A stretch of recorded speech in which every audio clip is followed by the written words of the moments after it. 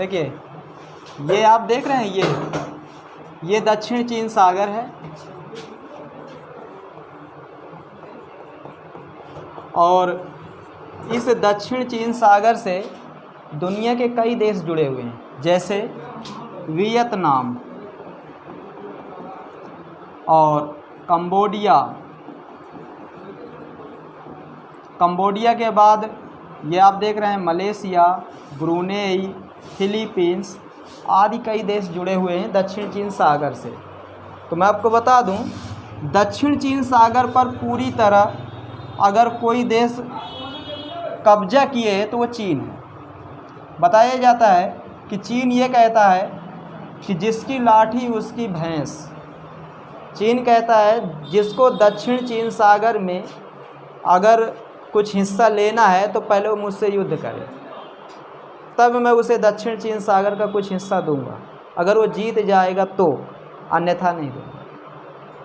अब इसमें सवाल ये बनता है कि आखिर चीन को इस दक्षिण चीन सागर से फ़ायदा क्या है। तो मैं आपको बता दूं, देखिए चीन का जो 80% कितने परसेंट 80% जो पेट्रोलियम है वो इसी दक्षिण चीन सागर से आता है।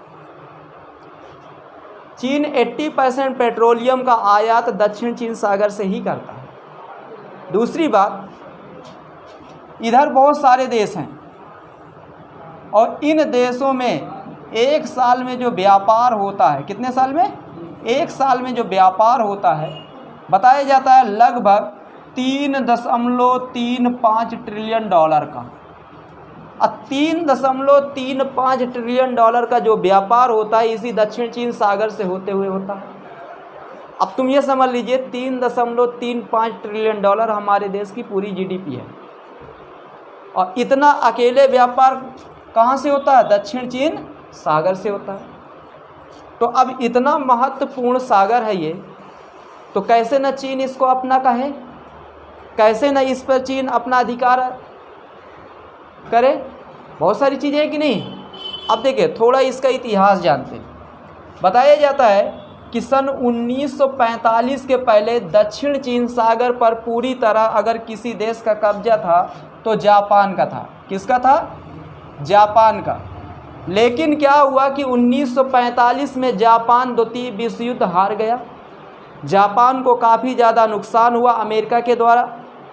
तो जब जापान का कब्जा जो था दक्षिण चीन सागर में, जब जापान से दक्षिण चीन सागर छूट गया तो उस समय अगर कोई बड़ी शक्ति थी तो चीन थी।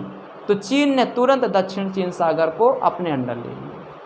अब चीन ने उसे अपने अंडर लिया और छोटे छोटे देश देखते रह गए और वो देश आज भी देख ही रहे हैं। अब मैं आपको बता दूं, बताया जाता है कि दक्षिण चीन सागर में पेट्रोलियम और गैस के विशाल भंडार पाए गए हैं और जहाँ पर पेट्रोलियम और गैस के विशाल भंडार पाए जाएंगे तो कैसे चीन उसे छोड़ देगा, चीन नहीं छोड़ेगा।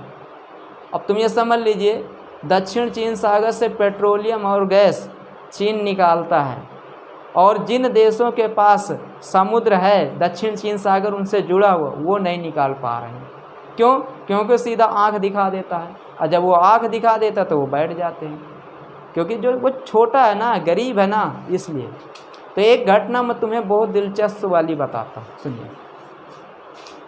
कुछ लोग कहते हैं मनमोहन सिंह ने देश के लिए कुछ नहीं किए, वो एक धोखार जैसे थे। पूरा सत्ता तो सोनिया गांधी और राहुल गांधी चला रहे थे। तो हम आपको बता दें मनमोहन सिंह देश के लिए बहुत कुछ किए थे। जब देश के पास केवल 15 दिन का पैसा बचा था पेट्रोल और डीजल लेने के लिए, तो उस समय देश को उन्होंने खड़ा किया दुनिया के सामने, जिसकी जो कोई नहीं कर सकता है ना। तो मनमोहन सिंह क्या थे, 2004 में वो प्रधानमंत्री बने। अब घटना है 2006 की।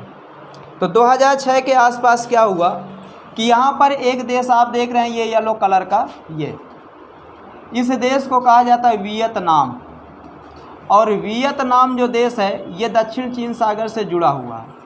तो वियतनाम के इस साइड पर खनिज तेल पाया गया, खोज हुई। तो तो वियतनाम ने तुरंत किससे, भारत से संपर्क किया। जब वियतनाम ने भारत से संपर्क किया 2006 के आसपास, तो उस समय हमारे देश के जो पीएम थे वो थे डॉक्टर मनमोहन सिंह, और उन्होंने तुरंत किससे, जो वियतनाम था ना, वियतनाम से सीधा समझौता किया और वियतनाम से ये कहा है कि देखिए हम आपका जो यहाँ पेट्रोल डीजल निकल रहा है, पेट्रोल भारत में ही आ जाता है क्या सबसे ज़्यादा पेट्रोल भारत में ही आता है, क्या करना है? सब जगहों से, देखिए सब जगहों से सबसे ज़्यादा हमारे यहाँ नहीं आ रहा। दुनिया के और बहुत सारे देश हैं जहाँ पर इसका ज़्यादा यूज होता है, जैसे चाइना में भी काफ़ी ज़्यादा यूज होता है। गाड़ियाँ चाइना में हमारे यहाँ से ज़्यादा हैं, ठीक है। जहाँ पर गाड़ियाँ ज़्यादा होगी, संसाधन ज़्यादा होंगे, तो वहाँ पर डीजल पेट्रोल की खपत भी ज़्यादा होगी, ठीक है। हाँ, लेकिन हाँ देखा जाए एशिया में, भारत में डीजल और पेट्रोल की जो खपत है वो कम नहीं है, ठीक। अब देखिए, तो उसने भारत से मदद मांगी। भारत ने पहले कह दिया कि यहाँ से जितना भी तेल निकालेगा हम उसका 50% लेंगे। अब भाई 50% लेना भी चाहिए, पूरा चीन से पूरा रिस्क हम लेंगे, तुम्हें पका पकाया दे रहे हैं 50%, भाई तुम्हारी ज़मीन के पास निकल रहा तो हम उसको निकाल रहे हैं। और डीजल पेट्रोल सबके पास का नहीं निकालना, क्योंकि इसमें भारी मशीनों का यूज होता है, और भारी मशीन उसी देश के पास होगी जो देश थोड़ा सक्षम होगा, ठीक है। तो भारत ने निकाला तेल यहाँ से, खैर चीन ने नहीं कुछ कहा। हाँ, अगर भारत की जगह और कोई दूसरा देश होता, चाहे वो मलेशिया होता, चाहे वो थाईलैंड होता, या अफ्रीकन कोई कंट्री होती, या इधर के कोई देश होते, तो चीन आंख दिखा देते ना तो ये भाग जाते।